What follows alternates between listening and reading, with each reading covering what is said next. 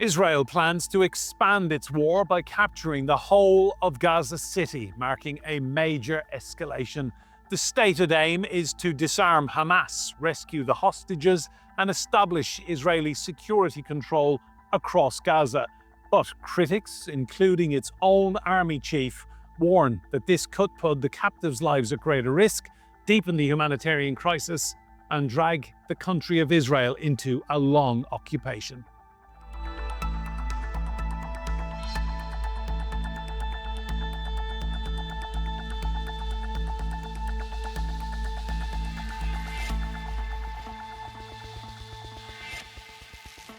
Hello and welcome to Roundtable. I'm Enda Brady. Now, the first phase of Israel's expansion plan includes evacuating up to 1 million Palestinians from northern Gaza by October the 7th, while increasing the distribution of humanitarian aid.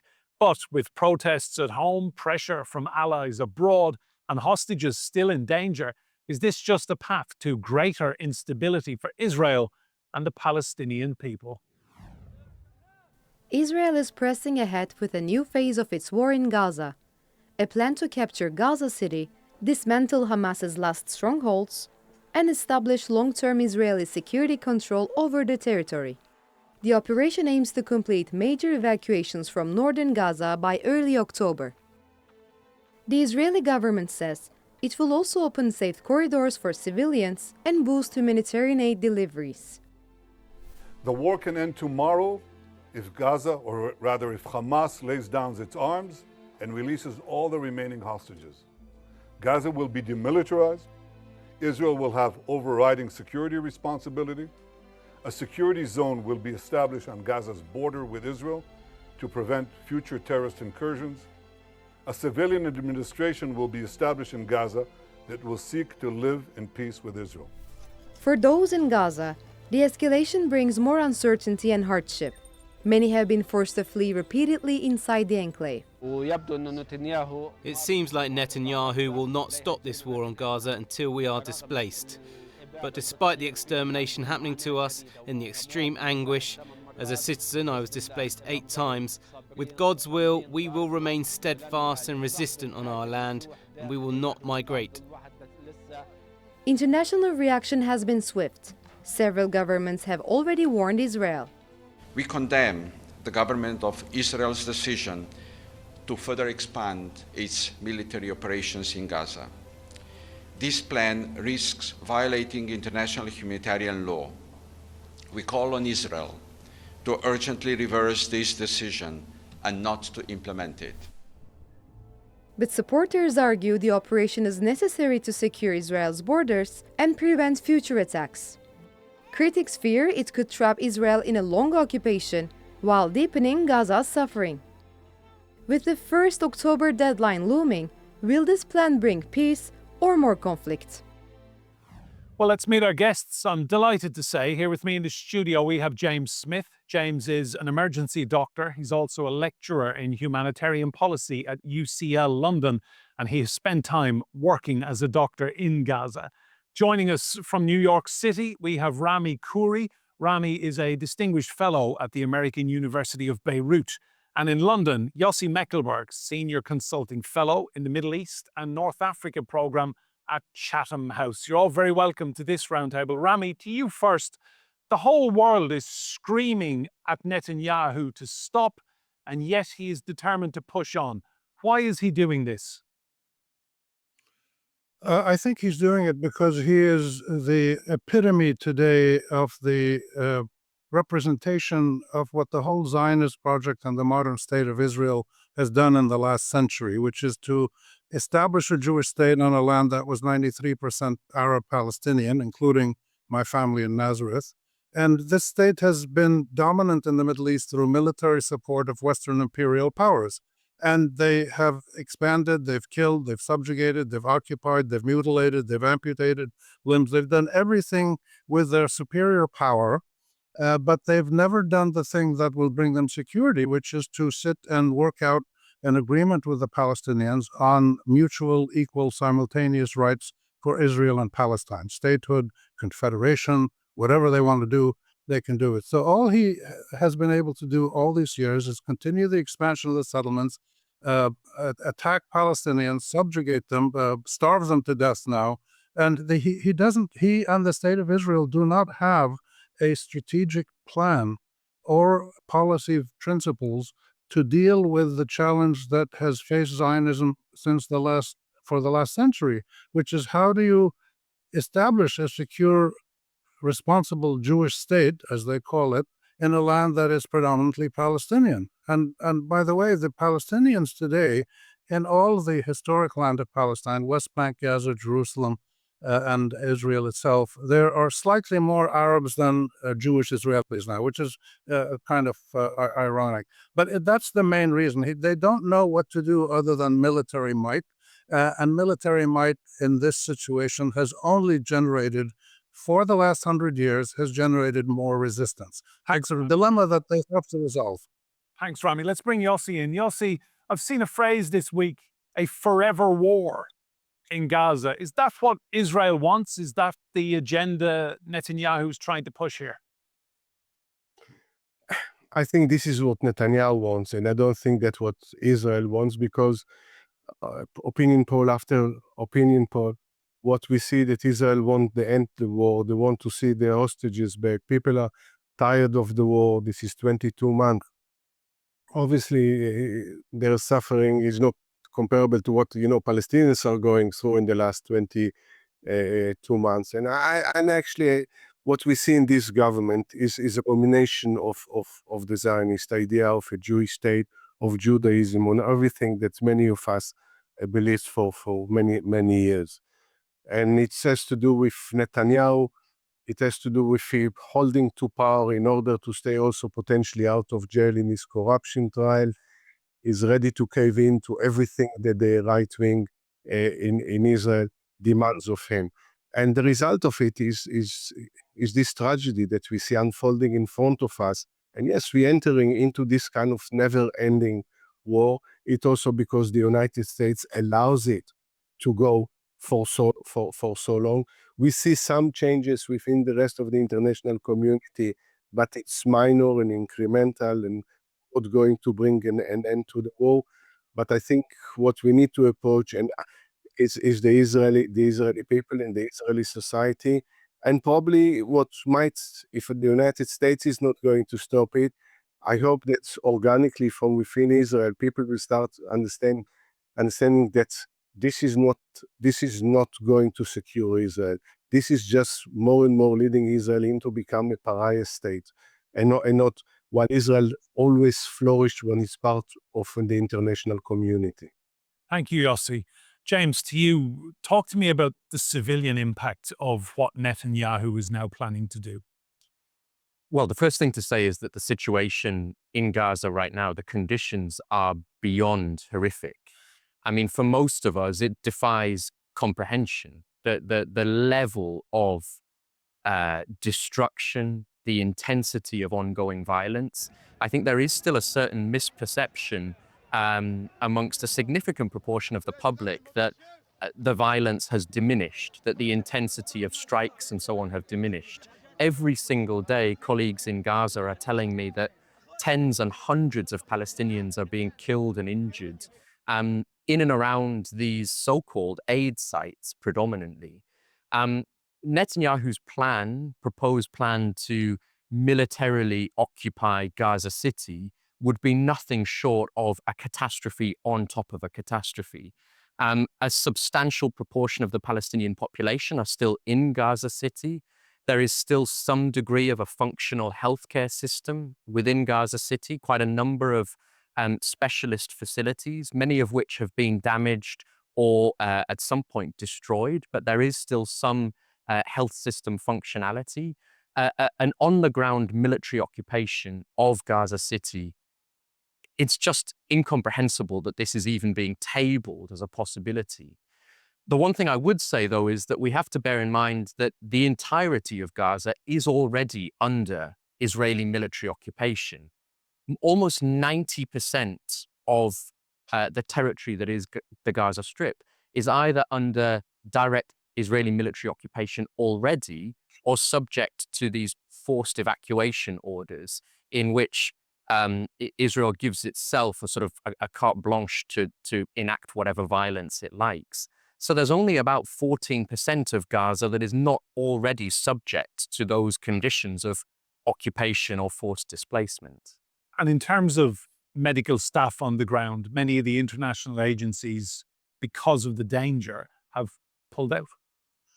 There is a small international medical presence. It's certainly much smaller than you would expect given the scale of need. Our Palestinian colleagues are under continuous threat every single day.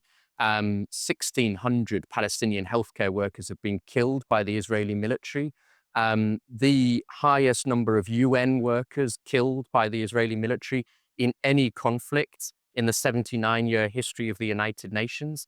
These are the sordid statistics that will mark the history of the Israeli regime, the Zionist regime.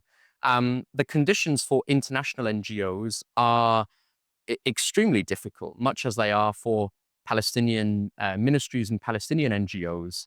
It's very difficult for staff to access Gaza, arbitrary denials of humanitarian workers trying to enter, which of course are in breach of Israel's obligations as an occupying power. A whole host of difficulties that all of these organizations are subjected to now. Thank you, James. Rami, in terms of the international coverage of Gaza, I want to take a moment to remember colleagues who were murdered by Israel this week. Anas al-Sharif and 4 of his colleagues from Al Jazeera killed by an Israeli drone attack. So the media are not allowed in to cover what's going on, and the media who are there get murdered. I mean, these are very deliberate tactics from Netanyahu to stop the truth getting out there. Yes, they are. Anas al-Sharif and his colleagues are the latest of somewhere between 250 and 290 media people who have been assassinated by the Israelis. In most cases, they were chosen to be killed. They were identified as journalists. They were in locations that were given to the Israelis that this is a journalist tent or a medical tent, but still they were killed. And the reason for this is very clear. Again, the whole history of Zionism and the state of Israel is to project a narrative to the world that the world has largely bought up until now, because there was no counter-narrative from the Palestinians. They said the land is empty, it needs development, the Arabs are savages, etc., etc. The history of Zionism is predicated on the world not knowing the truth, not knowing the facts. And keeping the international media out of Gaza is one of the ways it does this. Another way is that anything about military things in Israel has to pass through a military censor. And in many cases, you have former intelligence officers in Israel, military people working for the Western media, including serious major ones in England and the United States. So this is part of their strategy, but it's collapsing. This is one of the historic moments that we're passing through. The traditional Zionist and then State of Israel talking points, which have been swallowed hook, line, and sinker by most of the Western political class, most of them, not all. These narratives are now being challenged by the realities on the ground, which the world sees.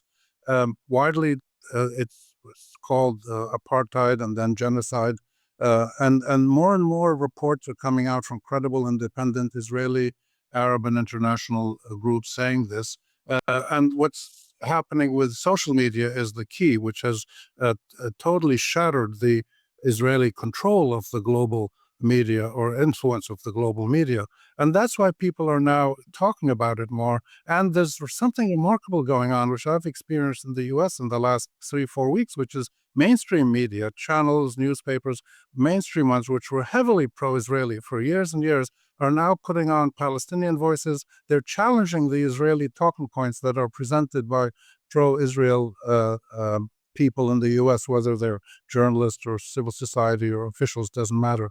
They're publicly challenged, and the hosts of these TV shows tell the pro-Israel people, look, stop giving me talking points. Let's talk about what's happening in the killing of journalists, what's happening in the medical profession, the lack of food, baby food, etc. This is totally unprecedented, and it's a sign of the historic moment of change that we're experiencing.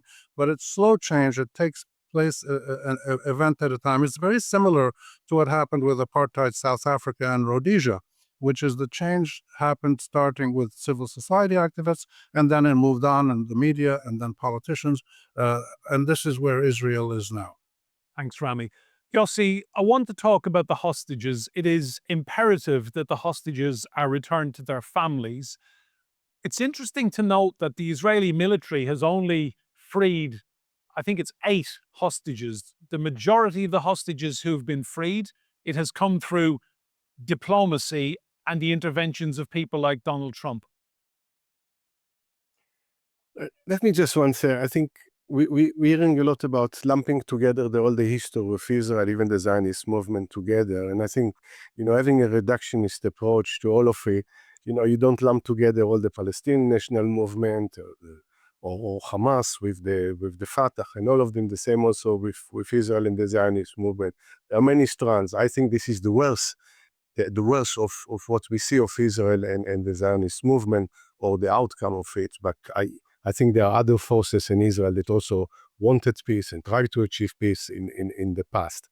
Now, moving on to your question, I think, the Israelis again consistently say that they want to see the hostages back. In Israel, the issue of hostages is not just bringing the people back, which is of course important, is the sanctity of life. It's about the ethos within the Israeli society and the military, that you don't leave wounded soldiers behind, you don't leave a hostage behind. The same prime minister released more than 1,000 Palestinian prisoners, including Yahya Sinwar, for one single Israel, to release one single Israeli soldier. What Netanyahu is doing right now is basically undermining all the foundation, whether the democratic foundations of the country, the ethos that Israel was established under, and that's the end result. Is right now create or inflict more damage on the Israeli society by dividing it through not reaching an agreement of the hostages when there are opportunities to that. But probably, and this is a worse threat on Israel strategically, that probably all the forces in the Middle East combined together can threaten Israel. Thanks, Yossi. James, to you, I saw a Palestinian man interviewed on TV the other day in Gaza on our channel, and he said, there's nothing left to occupy.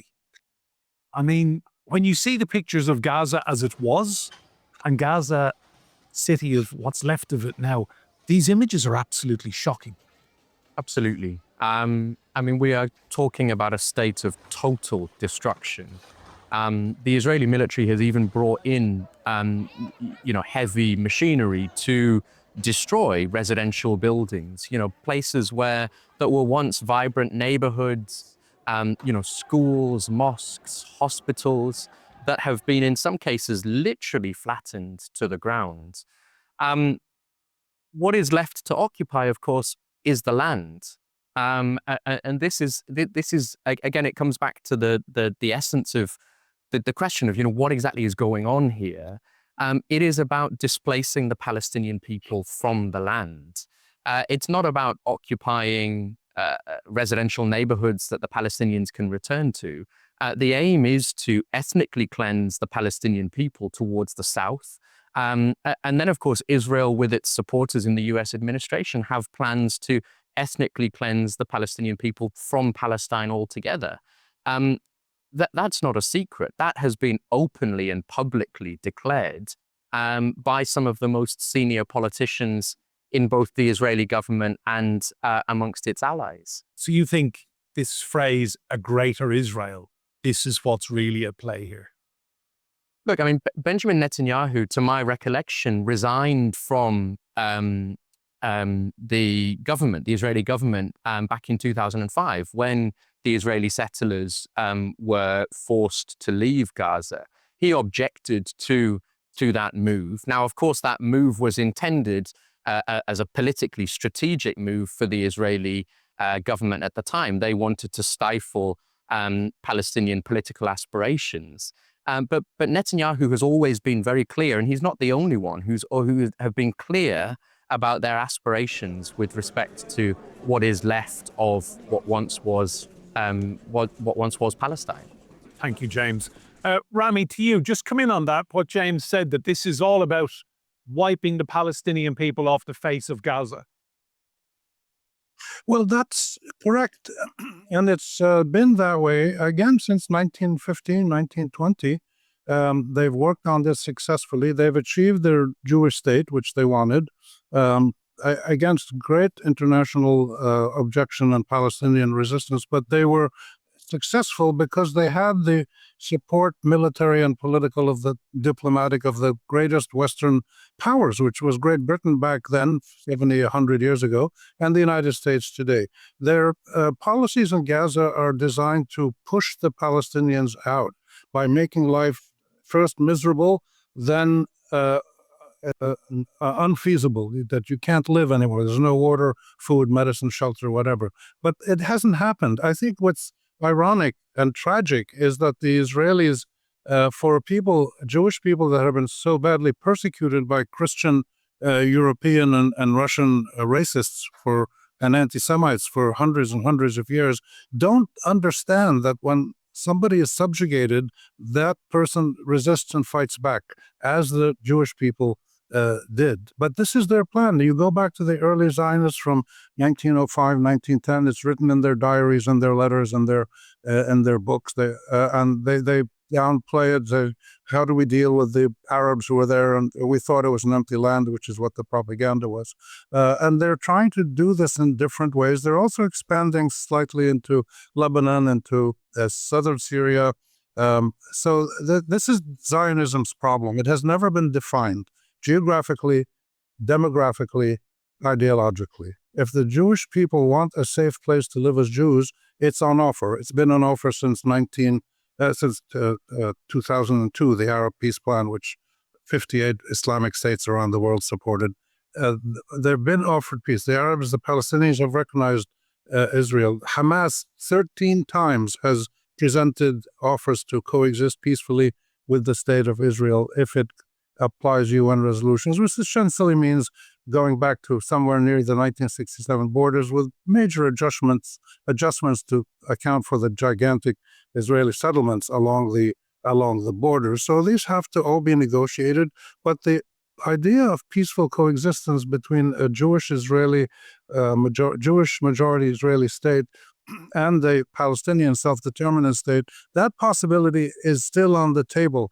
Hamas goes along with it, by the way, and this is well documented in many places. But they don't want to do it. The Americans and the Israelis, like the British and the Zionist movement 70, 80 years ago, they don't want to talk about equal rights for both people. They don't see the Palestinians as a real people. They don't see them as anything. They're invisible people. They can be beaten, they can be jailed, they can shred their babies with fancy technology. They can do anything they want. Let them starve to death. So this is the problem, and this is essentially a problem of colonialism. And we're dealing now with the widespread international support for the Palestinians, which now is starting to include European and other Canadian, Australian governments, who said they're going to recognize it. This is the last global anti-colonial battle. Thank you, Rami. Yossi, you used the phrase pariah state earlier on. Do you worry now that Netanyahu's expansion of the war in Gaza will lead to a lot of countries looking at whether they play football, basketball, whether they engage with Israel, whether they turn up, have diplomatic relations? Do you worry about the damage this is doing internationally to Israel? No doubt, this government inflicted terrible, obviously terrible tragedy on the Palestinians, the catastrophe we see in Gaza, what we see in the West Bank, but I think also on its own people. And we see more and more countries. The very fact, the Germany of all countries, considering the history between Germany and the Jewish people, is one of the first right now to impose at least partial embargo on Israel. This is telling. Because you could not even imagine it even 3 months ago, but now it is a reality. This is a country that its trade when it comes to weapon and ammunition is around 21%. It's serious. It's second only to the United States. And even informally, you see that whether it's in media, whether it's in the fields of art and others, that some countries refuse, even on a personal level, individuals don't want to work with Israelis, even sharing with Israelis that actually support peace and oppose the war. This is right that I think we should take a more subtle approach between those who want peace in Israel and those who would like to actually advance the cause of peace and a two-state solution, as Rami mentions earlier, and the one that oppose it. And again, I agree with Rami. There is some people within Israel, unfortunately, they are in power, that will never agree to peace. They want to annex the West Bank. They want to annex Gaza. They want to rebuild to rebuild the settlements in Gaza. But look, one of the things that Netanyahu was working for most of his political career, to prevent a two-state solution. And for this reason, he was ready to support Hamas and ensuring they are financed. And more we see now countries since October 23 that recognize, including the UK, that was very hesitant. Dr. James Smith, thank you, and to Yossi in London and Rami in New York City. Remember, you can see more discussion and debate on our YouTube channel. Just search for Roundtable TRT World. But for now, from me, Enda Brady, and all the team here, goodbye, and thank you for watching.